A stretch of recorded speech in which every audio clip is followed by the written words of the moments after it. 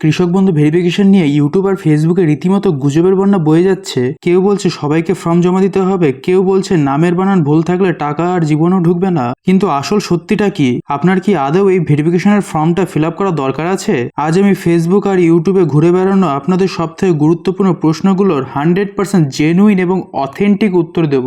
এমন কিছু হিডেন তথ্য আজ জানাবো যেগুলো না জানলে আপনার কৃষক বন্ধুর টাকা মাঝপথেই আটকে যেতে পারে। নমস্কার বন্ধুরা, আমি দেবজ্যোতি আর আপনাদের সবাইকে স্বাগত জানাই ডেটেকের একটা নতুন ভিডিওতে। আজকের ভিডিওতে আমি কোনো কৃষক বন্ধুর ফর্ম ফিল আপ দেখাবো না, সেটার ভিডিও আমি অলরেডি আপলোড করে দিয়েছি। বরং ফোকাস করব আপনাদের করা প্রশ্নগুলোর উত্তর নিয়ে, যেগুলো নিয়ে আপনারা দিনের পর দিন টেনশনে ভুগছেন। তো চলুন আজকের এই ভিডিওটা শুরু করা যাক। ভিডিওটা কাজে লাগলে অবশ্যই একটা লাইক করবেন। ফেসবুকে সব থেকে বেশি যে প্রশ্নটা ঘুরপাক খাচ্ছে, দাদা আমি তো পিএম কিষাণ পাই, আমাকেও কি ফর্ম জমা দিতে হবে?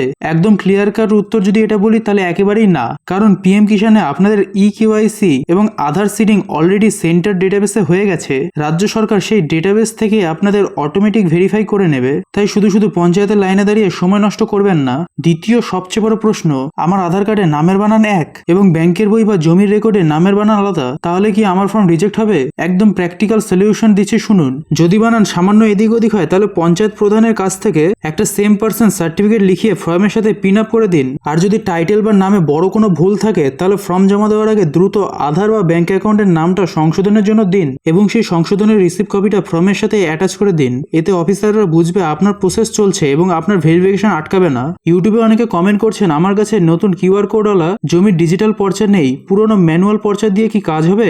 জেনুইন উত্তর হলো হ্যাঁ, 100 বার হবে। আপনার কাছে যদি পুরনো রেকর্ড থাকে আপনি সেটাই জেরক্স করে দিতে পারেন। বাংলার ভূমি পোর্টালের নতুন রেকর্ডের জন্য একটা অনলাইন অ্যাপ্লিকেশন করে সেই রিসিপ্ট কপিটা ফর্মে জুড়ে দেবেন। তো এই প্রসেসটা কিভাবে করবেন এর উপরে আমি ভিডিও আপলোড করে দেবো। তো সেই ভিডিওটা মিস করতে না চাইলে চ্যানেলটা অবশ্যই সাবস্ক্রাইব অথবা ফলো করে রাখবেন। এতে আপনার ফাইল একদম স্ট্রং থাকবে আর কেউ আপনার অ্যাপ্লিকেশন বাতিল করতে পারবে না। আরো দুটো মারাত্মক ইম্পর্টেন্ট প্রশ্ন হলো, প্রথমত জয়েন্ট অ্যাকাউন্ট দিলে কি টাকা ঢুকবে?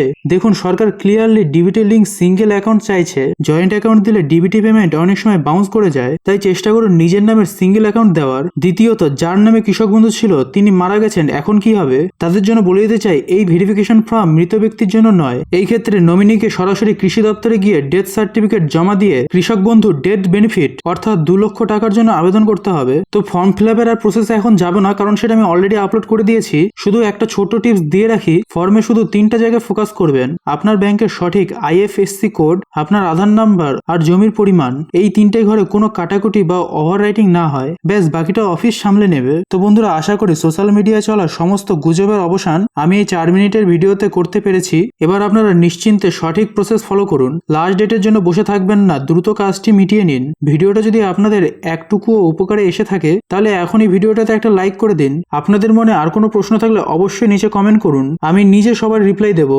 আর হ্যাঁ, এরকম আরো 100% জেনুইন আপডেটের জন্য ডেটেককে এখনই সাবস্ক্রাইব অথবা ফলো করে রাখুন। দেখা হচ্ছে পরের ভিডিওতে, ততক্ষণ ভালো থাকবেন, সতর্ক থাকবেন। ধন্যবাদ।